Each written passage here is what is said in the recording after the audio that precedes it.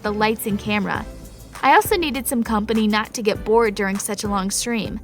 But before that, of course, we went to all the biggest pizzerias, burger, and hot dog places in the city. It seemed like the employees of those restaurants had never got such huge orders. You should have seen the looks on their faces. When the time of the stream finally came, my rival was in for a cool surprise.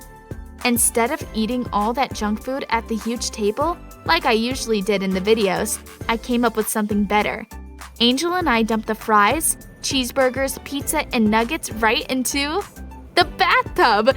It was like I was literally bathing in food. You should have seen the blogger's face when I started streaming. She hadn't been expecting that.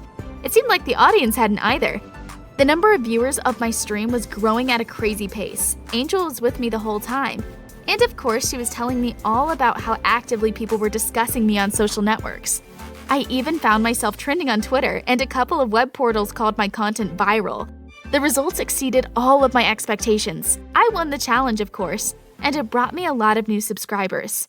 That's how the weekend ended. My parents came back and I went to school as usual. But as soon as I walked in, something weird started happening around me. All of the students were staring at me, some even whispering to each other, but there was no judgment in their eyes. They were admiring me. A couple of younger kids even came up to ask me for my autograph. I was over the moon.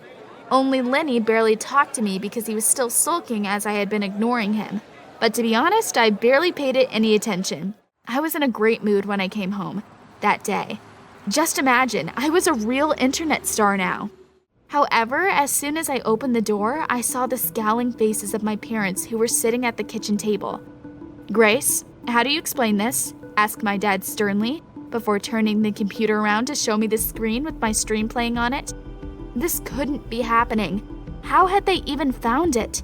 My parents didn't even know how to use Google. It turned out that someone had sent them a link to the stream, and now my parents were furious.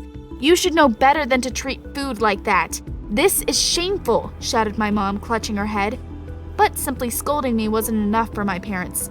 They told me that I had to be punished. You think they meant some kind of domestic chores or extra studying? If only!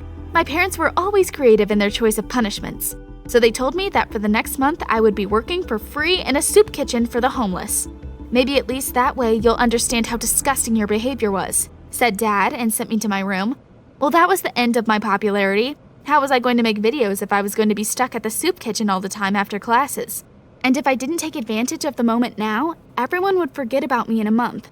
I felt restless because of all those worries and hardly slept at night. The next day, I immediately shared everything that had happened with Angel. However, instead of panicking like I had, she suddenly started smiling broadly. "Grace, this is an awesome source of content," exclaimed my friend. What was she talking about? I didn't understand, but then Angel explained to me that all sorts of heartwarming videos with people in need got millions of likes on YouTube. I could combine that with the mukbang format. More than that, my advertising revenue would already be enough to buy food to bring with me. It was decided. That was exactly what I would do. I told my audience that I had decided to do some charity work and would soon post a series of new videos. I brought juicy burritos, crispy tortillas, and yummy burgers to the homeless people and ate in their company. Angel helped to film it all. Of course, sitting next to those strange people was a little unpleasant at first, but soon I got used to it. After all, they were people just like me. And you know what? My viewers liked that sort of content even more than anything I'd done before. People praised me for my generosity and kept subscribing to my channel in droves. They even talked about me on local television. I had to break the TV at home so that my parents wouldn't see it. Things went on like that for several weeks. The Gold Creator Award was almost within my grasp, and by my calculations, I was going to get it just in time for Christmas. But suddenly, hundreds of similar comments started appearing under my videos. People were writing that I was lying to my audience. Thousands of viewers were unsubscribing. Everything was happening so fast that I didn't understand anything. Then I got a message on my phone. It was from Angel. "Grace, have you seen this?" she wrote. She attached a link to a video and I opened it with shaking hands. It was a video of a well-known blogger who liked to expose people. He claimed that I was just using homeless people for getting cheap hype. If only he was just running his mouth without any proof. But further in the video, he showed the evidence an anonymous source had provided him with. The video made my blood run cold. There I was standing in a school hallway with my friend telling me that homeless people made for a great source of content. Then it showed me walking out of the soup kitchen with Angel and telling her with hatred in my eyes how sick I was of those unkempt beggars. And then there was screenshots of the messages I sent to my friend in which I was mocking them. I simply couldn't understand how all of that information could have ended up in the hands of that YouTuber. Had someone been following me all that time?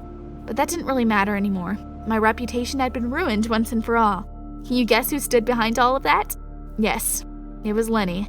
That evening he texted me, "I hope this will teach you something. For example, to change passwords on social networks after a breakup."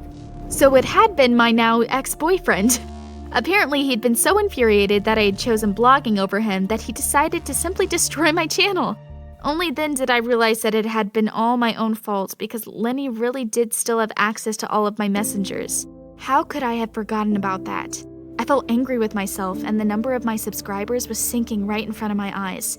Had I been so blinded by the idea of success that I'd actually turned into a monster? Please help me. Write in the comments down below, can I still regain the trust of my audience? And if yes, how? You are my last hope.